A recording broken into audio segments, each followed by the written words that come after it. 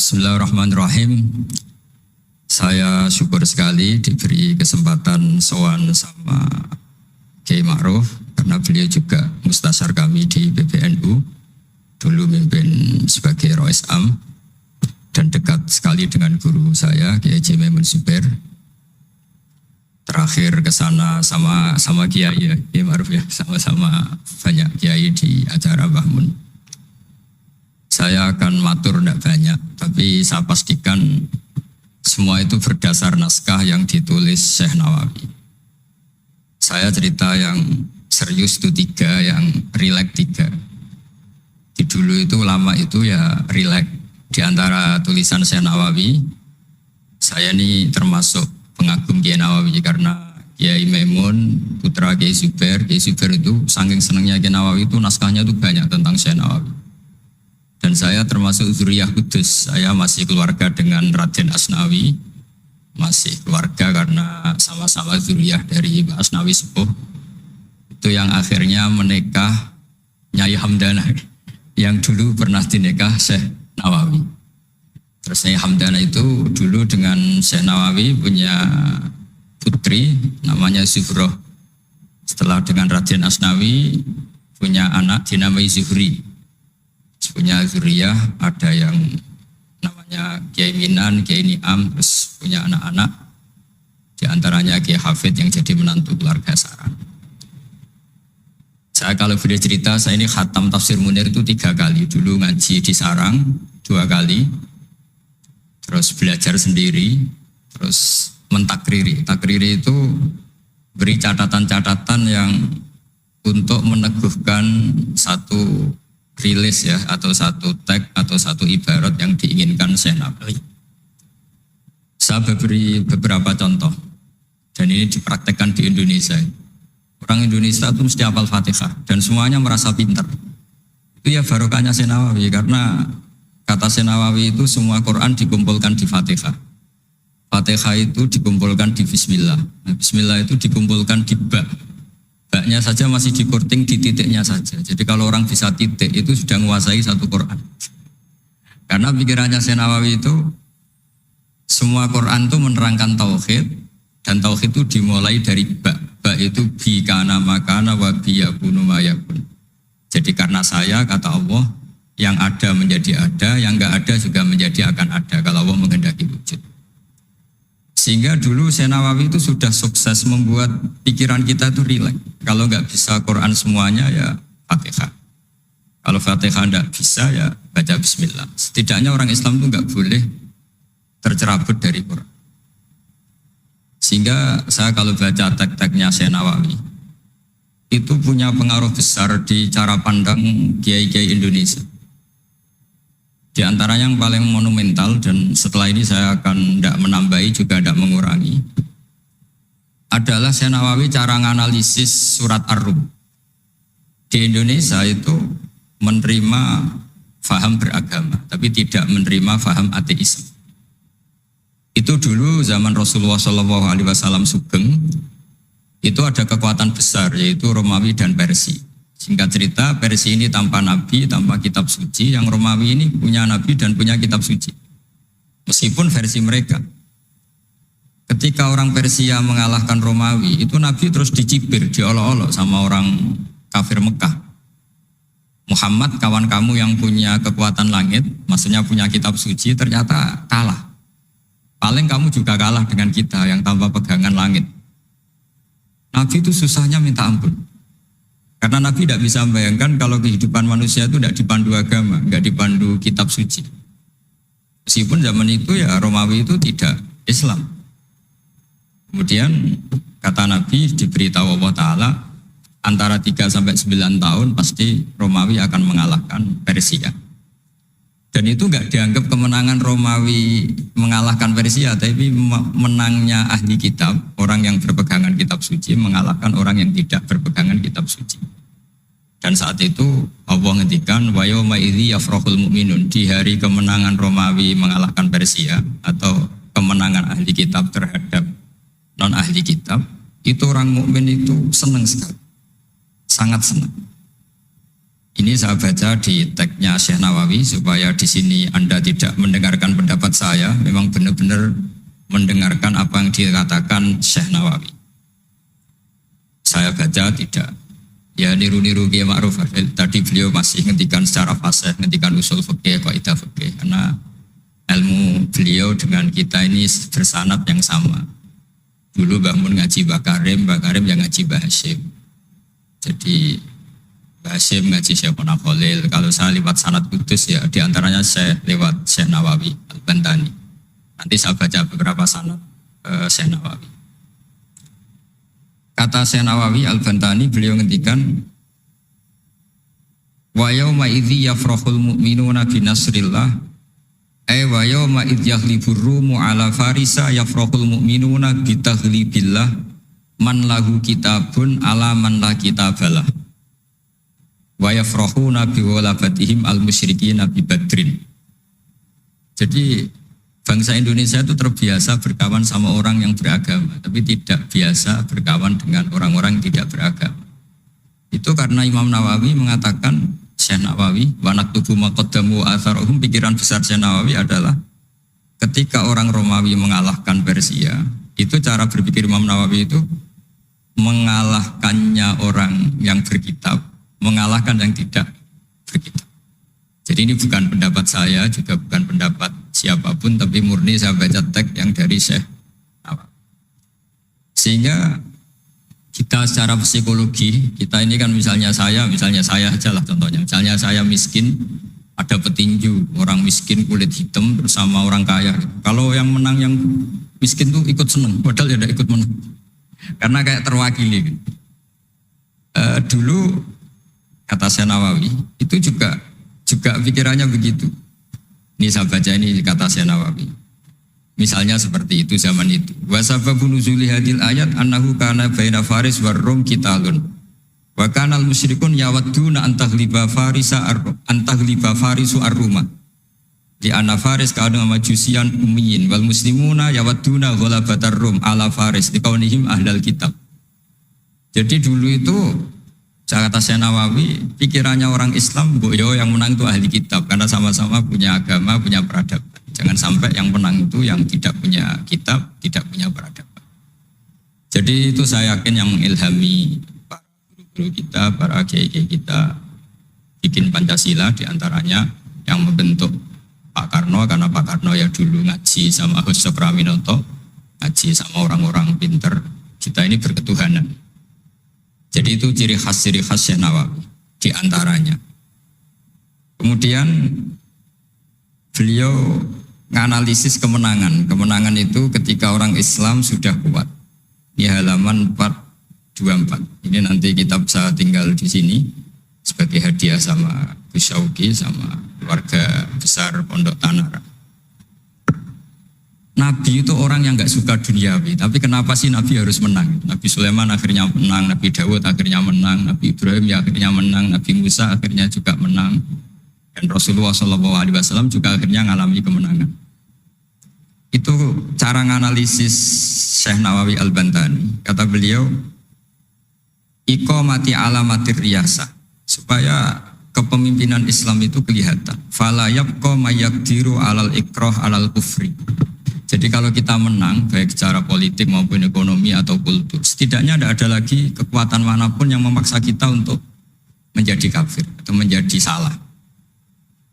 Kita tahu misalnya di beberapa negara di Eropa, barokahnya orang Islam kaya ya, pemain bola dulu tuh kalau puasa susahnya bukan main. Gara-gara klubnya dibeli umat Islam itu, malah cari tukang adzan di stadion itu, karena yang punya sudah orang Islam. Itu contoh kekuatan ekonomi. Dulu kita mungkin ngalami pengajian itu kayak apa susahnya. Sekarang ketika banyak orang-orang yang dari dunia kiai cakep, ya, sekarang ya nyaman. Jadi di antara alamatnya tamkinu hadatin adalah wala yumakkinanna lahum dinahumul ladir tadawalahum wala yubaddilannahum min ba'di khaufim amna. Ciri utamanya adalah tamkin fil ard. Merasa beragama itu nyaman, tidak ada yang ganggu.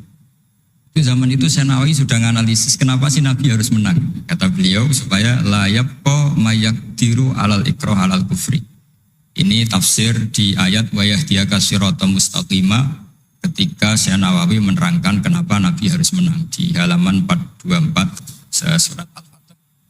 Jadi itu sisi-sisi betapa Syekh Nawawi itu luar biasa. Terus menyangkut kiblat. Dulu ramai sekali di Indonesia kalau kiblat harus presisi betul, harus ditertibkan betul. Tapi ternyata masjidnya para wali dan para orang-orang soleh itu ya kayaknya asal madep mulon itu ada yang komentar itu kenanya Afrika atau Mesir entahlah. Tapi Imam Syekh Nawawi zaman itu ngendikan setelah beliau cerita presisi, beliau ahli falak. Saya tahu banyak keahlian beliau falak karena saya punya kitab gurunya Syekh Nawawi. Namanya Syiarus Salikin, itu karangan guru beliau, Syekh Abdus Somad. Itu kata beliau selain menukil pentingnya presisi kiblat, tapi beliau tetap menukil itu ngutip Waruwiya an Ibni Abbasin annahu qol al-baitu qiblatun li ahlil masjid wal masjid qiblatun li ahlil haram wal haram qiblatun li ahlil masyriq wal maghrib. Wa hadza qaulu Malik. Jadi karena orang Jawa itu rata-rata kiai itu mesti baca tafsir Munir sehingga ya dianggap enteng saja. Ya sudahlah pokoknya kira-kira madhep mulon itu. Karena kalau masjid dipresisikan detail, nanti pertanyaannya juga yang sudah mati-mati harus dipresisikan karena wajib madhep kiblat itu tidak hanya sholat tapi juga orang yang sudah meninggal itu bisa ribet itu. Ya kalau yang mbahnya wali jenazahnya masih utuh, kalau yang enggak wali kan sekliwat itu karena sudah enggak ada bentuknya. Makanya dulu ada guyonannya kiai mau dipindah itu utuhnya enggak boleh. Jangan, kalau mbah saya wali saya keren, jasadnya utuh. Kalau mbah saya enggak wali.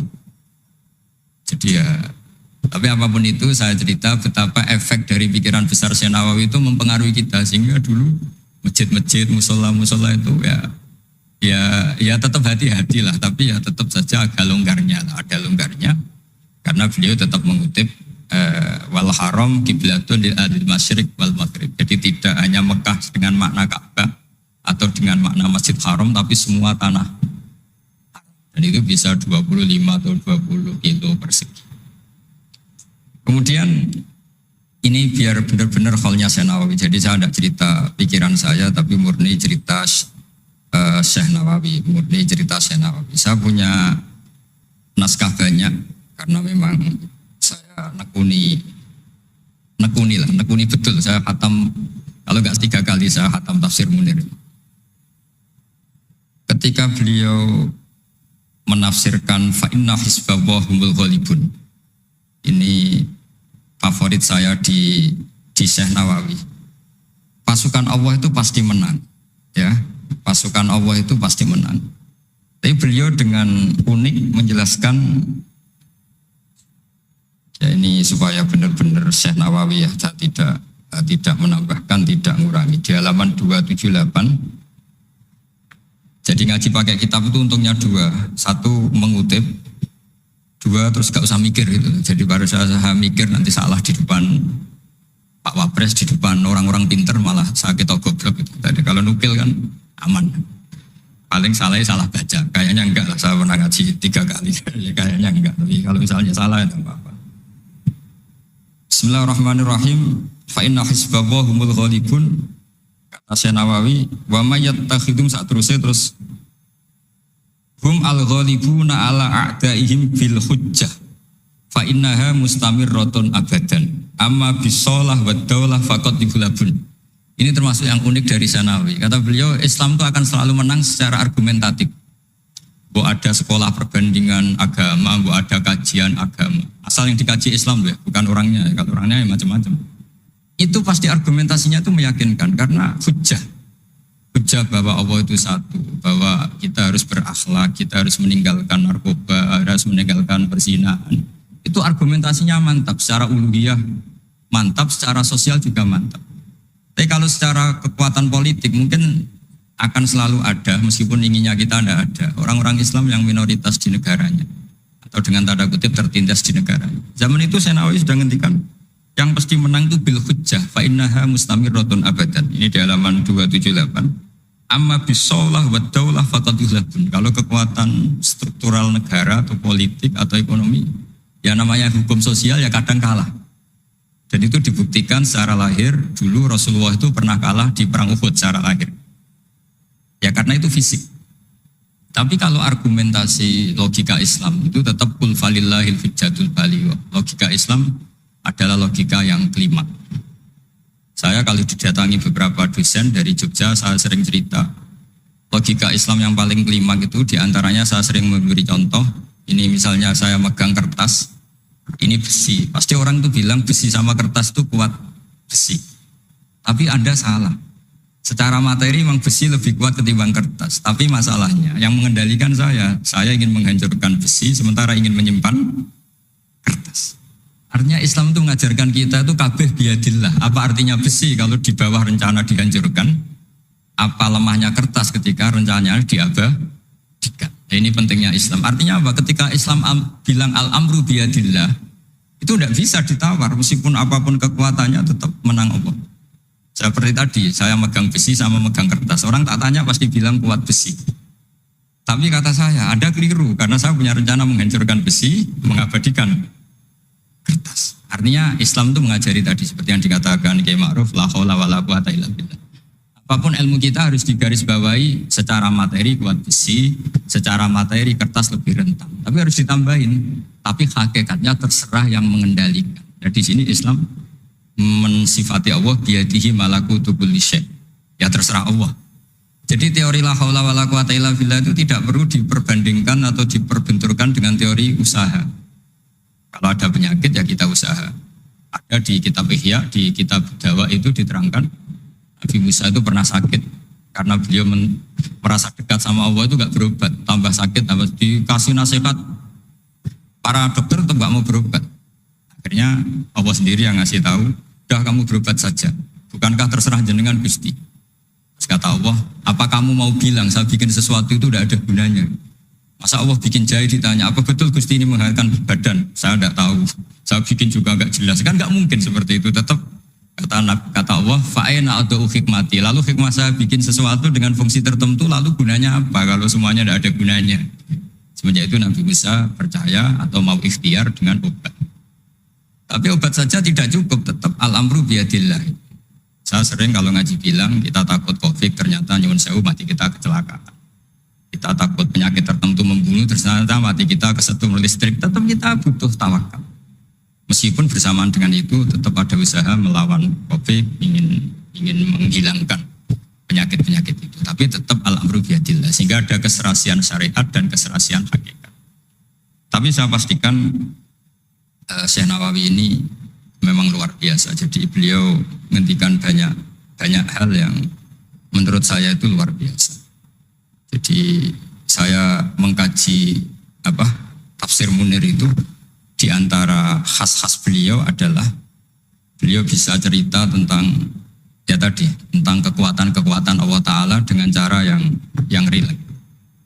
Kemudian kenapa kiai-kiai Indonesia itu ngadepi orang fasik itu tenang, tidak langsung antipati seakan-akan fasik selamanya.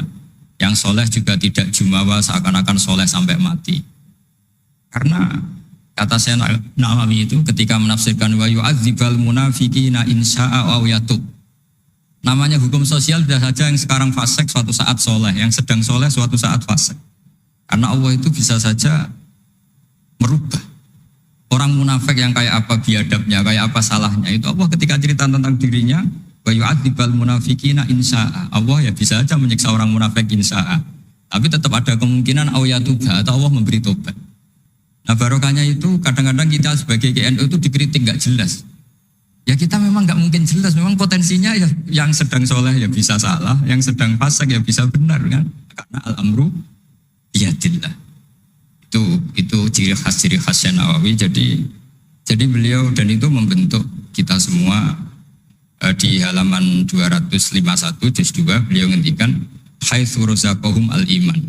Sehingga ya mereka bisa saja suatu saat dikasih iman. Jadi itu contoh-contoh. Kemudian di halaman 288 ketika nah ini biar benar-benar kholnya Syekh Nawawi memang saya persiapkan khusus karena saya memang gak perlu nyari karena saya punya takriran lengkap tentang tafsir Munir. Jadi saya hanya butuh kutip, butuh memindah saja. Karena naskah itu sudah ada di rumah, terus ini tak pindah di sini, dan rencana kitab ini tak tinggal di sini memang untuk hadiah kepada Gus Syauqi. Ketika Senawawi cerita tentang wala tajidanna aqrabahum mawaddatan lil ladzina amanu ladzina qalu inna nasara. Jadi suatu saat di komunitas yang kamu adepin itu kamu akan menemukan orang yang alien. Alien itu lebih rileks, lebih ya cara bahasa sekarang mungkin lebih simpati. Jadi orang Indonesia itu lebih simpati pada agama tertentu daripada yang lain. Misalnya kata Syekh Nawawi ngendikan waqad qala ba'duhum madzhabul yahud annahu yajibu alim isalu syarri ila man khalafahum fiddin. Terus ketika beliau cerita yang satunya wa aman nasara falaysa madzhabum dzalik balil idza haramun fi dinihim. Fa hadza wajhu tafawut. Jadi akhirnya orang Indonesia itu terbiasa dengan seperti ini karena dulu Syekh Nawawi sudah bilang. Jadi betapa Rasulullah itu lebih ingin yang menang itu yang masih punya agama. Jangan sampai yang nggak punya agama itu menang. Bisa dibayangkan kan kita tahu misalnya di ilmu medis kalau cloning itu dibolehkan itu kayak apa manusia jadi uji coba. Jadi gara-gara kita masih beragama apapun hebatnya teknologi cloning itu tidak serta-merta diadopsi atau diterapkan. Jadi itu sumbangan-sumbangan Syekh Nawawi pada kita dan yang membentuk kita. Terus ini yang terakhir di kitab Nashihul Ibad. Jadi ini supaya benar-benar kholnya Syekh Nawawi di kitab saya halaman 112. Ini sekaligus penutup. Saya tidak akan matur banyak-banyak supaya nanti dikaji sendiri kitab-kitabnya Syekh Nawawi. Suatu saat orang yang tukang fitnah ya atau yang suka mungkin kalau sekarang suka gosip atau apalah atau yang suka bikin berita yang enggak benar. Itu Syekh Nawawi menambahkan ini kitab Nashihul Ibad itu karangannya Ibnu Hajar Al-Asqalani. Ibnu Hajar Al-Asqalani itu gurunya Syekh Zakaria Al-Ansori. Jadi Syekh Zakaria Al-Ansori itu orang yang begitu alim alama sampai digelari Syekhul Islam. Itu beliau pinter itu karena bingung. Pernah ditanya, ya Syekh, kenapa Anda sepinter itu? Syekh Zakaria Al-Ansori itu punya guru namanya Ibnu Hajar Al-Asqalani. Beliau punya murid namanya Ibnu Hajar Al-Haytami. Jadi kalau mau setoran itu ya sinau karena gurunya alim. Dulu kalau setoran sama guru itu muridnya yang baca, qorok itu alas Syekh. Jadi dulu saya baca tafsir Munir itu nyemak sampai khatam, terus saya baca ya sampai khatam. Makanya saya ini alhamdulillah tahu banyak tentang tafsir Munir. Karena saya pernah ngaji istimak khatam, terus saya yang baca juga khatam, terus saya belajar juga khatam. Jadi semoga ini bentuk penghormatan saya pada Syekh Nawawi itu sudah puluhan tahun yang lalu dan alhamdulillah sekarang punya kesempatan bisa hormat kholnya Syekh Nawawi. Beliau ketika terus yang tanya ini dijawab sama Syekh Zakaria Al-Ansori, dukik tu bena hajaro ini. Saya ini diseleb 2 batu, digebek kalau orang Jawa bilang. Karena kalau mau ngaji ya takut, mau ngajar juga takut karena muridnya pinter. Kalau dia bacanya salah itu ketahuan. Jadi guru kalau ingin pinter cari murid yang pinter, pasti mutolaah dulu. Karena sampai kalau baca rofa nasabnya salah, pasti terus muridnya boyong. Goblok tenan guruku gitu. Karena jadi punya murid pinter, makanya kalau ada mahasiswa pinter, mesti dosennya tambah pinter. Karena dia kalau bacanya banyak muridnya akan mikir. Itu disebut dukik tuh bena hajar ini. Kata Syekh Nawawi menambahkan yang dikatakan Ibnu Hajar Al-Asqalani dalam kitab Nashihul Ibad. Beliau meriwayatkan satu hadis. Yu'adzabul lisanu bi'adzabin la yu'adzabu bihi syai'un minal jawarih. Nanti lisan atau mulut itu disiksa Allah dengan siksaan paling pedih di atas organ tubuh yang lain. Terus lisan komplain sama Allah, 5 tu'adzibu, kenapa engkau menyiksa seperti ini ya Allah? Terus dijawab, kharajat minka kalimatun balaghat masyariqal ardi wa magharibaha. Fasufika bihad damul haram wa ukhida bihal malul haram bantuhika bihal farjul haram. Jadi lisan itu kalau kadung ngomong, itu orang yang harusnya disukai gara-gara dia provokatif atau menceritakan kebencian, orang benci semua. Yang orang harusnya dibenci karena perilakunya tidak menguntungkan bangsa dan negara atau tidak menguntungkan umat Islam, gara-gara dipoles sehingga dicintai. Jadi lisan itu bisa merubah segalanya. Jadi sekali dia punya kesalahan, kata Syekh Nawawi, sesuai riwayat yang beliau riwayatkan, dan beliau ngendikan turuwiyah, An-Nabi sallallahu alaihi wasallam, beliau ngendikan bahwa ini diriwayatkan dari Nabi, kharajat minki kalimatun balagot atau kharajat minka kalimatun balagot masyariqal ardi wa magharibaha fasufikat biyadamul haram wa ukhidha biha al-malul haram. Jadi ini sumbangan-sumbangan Syekh Nawawi yang kemudian membentuk kita. Jadi saya ulang lagi, mungkin para pengkaji naskahnya Syekh Nawawi tolong dibaca surat Ar-Rum. Surat Ar-Rum itu dulu Nabi itu masih belum kuat, masih di Mekah, dihimpit kekuatan besar, yaitu kekuatan Romawi dan Persia. Dan yang Romawi ahli kitab, yang Persia non ahli kitab. Dan orang musyrik itu non ahli kitab, jadi tidak berkitab. Ternyata Nabi ketika orang Faris menang, Nabi dicibir sama orang-orang musyrik bahwa nasib anda yang katanya punya kekuatan langit, pasti nasibnya sama dengan Romawi. Tapi ternyata Allah akhirnya memenangkan Romawi, dan ketika Romawi yang menang, ini oleh Syekh Nawawi ditafsirkan kemenangan yang punya kitab. Bukan ditafsirkan kemenangan apa? Romawi, tapi kemenangan yang berpegangan kitab. Itu lebih menyenangkan bagi umat Islam karena bagaimanapun yang punya kitab ini jauh lebih berperadaban, lebih beretika. Saya kira demikian karena mungkin waktu ya, dan tadi seperti yang dikatakan Kiai Haji Ma'ruf, mohon maaf sebanyak-banyaknya karena nggak bisa hormat Syekh Nawawi secara besar-besaran sesuai hak beliau sebagai orang yang sangat-sangat terhormat karena ngangkat nama besar Indonesia di kancah internasional. Terakhir saya tutup kata Mbah Maimun itu ketika Andalusia kalah, padahal dulu melahirkan pengarang-pengarang kitab besar kayak Imam Qurtubi, Ibnu Malik, itu kata Mbah Mun, digai ganti Indonesia katanya. Kata Allah itu enggak ridho kalau orang Islam di belahan sana kalah kecuali ada penggantinya. Katanya penggantinya itu Indonesia, kata beliau. Buktinya kita tidak berbahasa ibu Arab, tapi banyak melahirkan pengarang-pengarang kitab dengan al-fasohah fi nihayatil ulya. Karangannya Syekh Nawawi, Syekh Mahfud At-Turmusi itu punya tingkat fasoka yang setingkat bahasa aslinya. Makanya ada Syekh Khotib Minangkabau itu namanya Muhammad. Dia orang Indonesia, orang Minangkabau. Tapi ketika dipek mantu orang Arab dicibir. Kamu kok punya menantu orang Ajam? Orang Ajam itu dianggap gak bisa ngomong. Beliau secara spontan gak dikasih tahu, disuruh khutbah. Ternyata beliau takallama bilisanin fasih wa bikalamin fasih wa bikalamin baligh. Akhirnya orang-orang Mekah itu kagum semua, makanya terus dapat gelar Muhammad Khotib. Jadi dia Khotib itu gelar karena ini ajamiyun min ahli Jawa atau min ahli Indonesia yang bisa menghentikan bahasa Arab secara apa?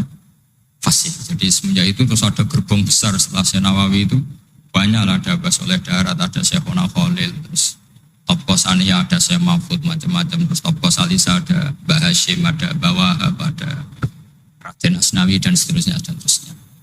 Semoga kula jenengan termasuk orang-orang yang mencintai beliau, karena sanad saya tadi saya matur sama Kiai Haji Ma'ruf, memang sanad Qadiri itu dulu dari sini, dari kakeknya Mbah Ma'ruf, dari Mbah Karim. Saya juga tahu itu karena sering dikasih tahu para mursyid thariqah, dan itu tadi kita sempat baca di Bahjatul Wasail, memang beliau itu Al-Qadiri, jadi apa Asy-Syafi'i madzhaban wal Qadiri apa thariqatan. Mohon maaf. Assalamualaikum warahmatullahi wabarakatuh.